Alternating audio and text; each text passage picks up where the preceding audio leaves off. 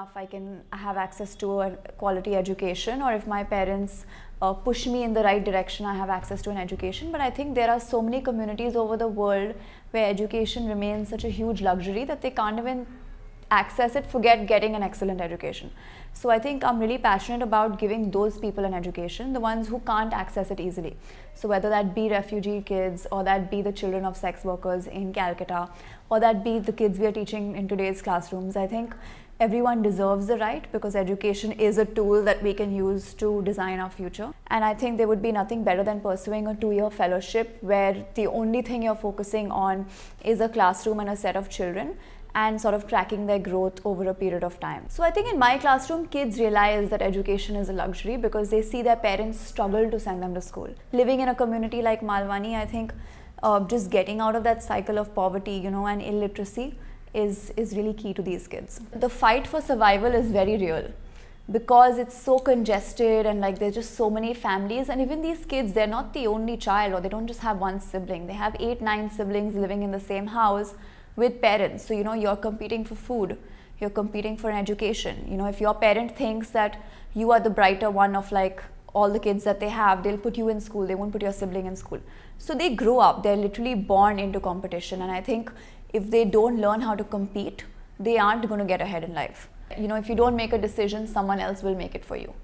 So I really want the kids to have the confidence and the power to speak up for themselves, voice their own opinion, and then make their own decision. This vision of authentic leadership that we have evolved from a place where I wanted each child to thrive in their real working environment that they would have to enter in after school, and also know that like this is what they are capable of and play to their strength. I personally am very passionate about leadership case studies. Like I spend a lot of my free time reading up on leaders of the world, and I think I just spoke to them a lot about it in morning meetings, and slowly developed to a place where they would come to class and they'd be like, oh, we really want to learn about that person, or like Donald Trump won the election, like why do you think he won?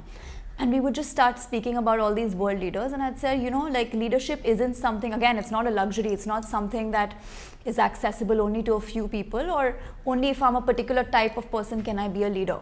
It's something that all of us can be, and it's something that develops with practice. We spoke a lot about how we can invest the entire class in the idea of leadership. So a lot of kids who felt like, being a student leader was something that was really inaccessible to them, or something they just couldn't do, we started to make them realize that like, you could be a leader too in whatever you are good at. So if like drawing is your passion, like why don't you have an art class on Saturdays? Like why don't you hold an art class? If you're really, really passionate about cricket, can you be the captain of the cricket team that represents our school? I mean, they're equally passionate about the idea of leadership now, just because we've opened it up to a lot of questioning and to like broader definition. So we did a community project when I was in my first year. What we would do is we would go from school to school in Malwani and speak to the headmaster and say that we just want to do a simple survey. How many girls do you have enrolled in your register? How many have been attending school? And then go to their homes to cross-check whether or what the reason is why they haven't been coming to school. Really, really solid results by the end of it. So I realized that community work is something that these guys are passionate towards, and something they're super excited about. So any opportunity where they wanted to take up a community project, I've encouraged it. Some of the girls started a project called Project Balika, where it started because they realized a lot of the girls are dropping out of schools because they can't afford, or their families can't afford the education, or just don't want to send them to school. And it started because 5 of these girls started going from door to door in the community and asking people for financial assistance to pay the school fee. We had 41 girls in the 7th grade, and only 25 had enrolled in the 8th grade. So the rest of them had dropped out of school and they were sitting at home.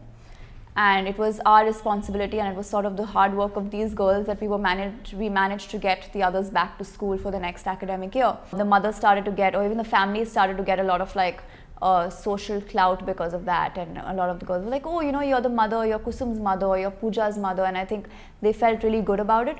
So immediately we received a lot of support from them. So the same women who were so dead against sending their own daughters to school are now in a place where they're sort of like waving our flag in the community and asking people to come to school.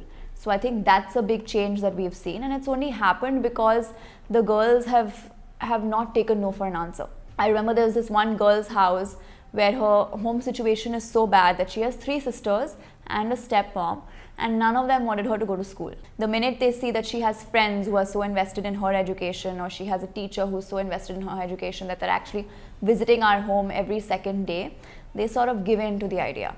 And now her mother comes to every parent-teacher meeting that we have. Her mother's a part of the literacy workshop, and she sort of realized that, okay, maybe there is something really special about my daughter. Maybe my daughter really does want to study, and so I shouldn't hold her back. So they're running 6 different community projects in the Malwani community, all related to women. So whether that be a project on menstrual health, or that be a project on literacy for young mothers, or safety outside schools, they're working with their community members to ensure that the women in Malwani are having an easier time. When the girls were going from home to home and going to classrooms and speaking to parents, a lot of people were not open to the fact that, you know, these girls are going into the community and speaking about menstrual health.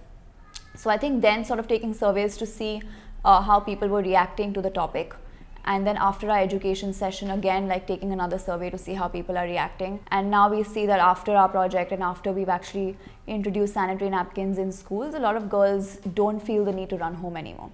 So I think a lot of our impact is measured just by taking surveys and by interviewing people and by documenting each step in the process. I think when I came in, I saw a lot of lack of respect that they had for each other. Like, they didn't really look at each other as people who could achieve much in life, and I think that's not their fault. It's sort of what the community has driven into them. And the minute this community work started, and the minute they started getting involved in the community, they started seeing a lot of potential within each other. There was a lot of love that developed, and a lot of like empathy for each other, a lot of respect for each other, and like where they're coming from.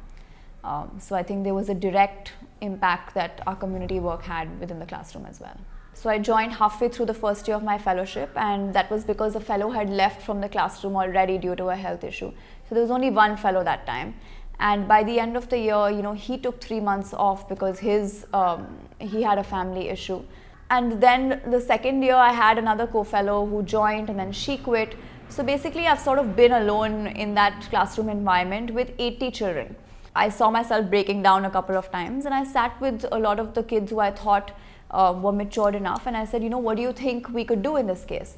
And they were very quick to say that, you know, we'll help you, we'll start teaching the class. So a lot of the times, because you know, we were short on space along with not having a fellow, we would have to move classrooms up and down. So we started thinking of structures that would help us do that quickly, you know, so student leadership, like having students monitor, having kids get up like one group at a time. So very simple structures, but structures that made life for me and them easier. And we started to document all this. So we made a book on classroom structures where we wrote down the how, what and why of each structure. And I think it's crucial for kids to really understand why they're doing what they're doing. Just making the class aware that, you know, we don't have a TFI fellow, our school is short-staffed anyway, so this is sort of the only route that we have, or we don't learn. So which one do you want? And I think they understood that very well, and they were very quick to realize that, you know, this is something that we really have to do to help her. The minute I started facing problems in the classroom where, you know, I wanted help, I was like, why not reach out to the people who are close to me and ask them for help? So I reached out to a couple of friends and I said, you know, what about coming and volunteering in my classroom for a bit? And, you know, they were happy to do that. They feel very passionately towards the kids, and I think that is also a two-way process, because my kids have also worked really hard to build relationships with them. And something we actively do to keep them invested is constantly give them updates. And through this process, we've had a number of people in our network actually bring in donors for Balika as well. Through students and through volunteers and mentors, we are able to not only stay at par but also do really well academically. We believe a lot in collaborative space and learning from each other and operating like a family.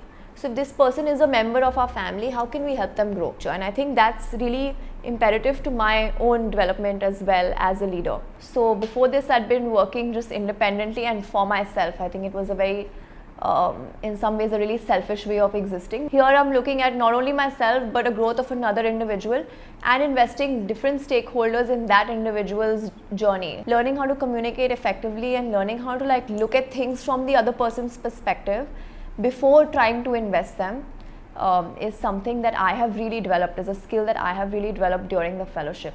I think what excites me most is my work having an impact that can scale itself. Just watching Balika reach the stage where it's at now gives me a tremendous amount of happiness, because I see my girls running these projects, and these girls are incredibly talented. You know, they're very self-motivated, they're very resilient, and just like really incredible girls. And I see them running Balika, and I see them running an initiative that's so successful.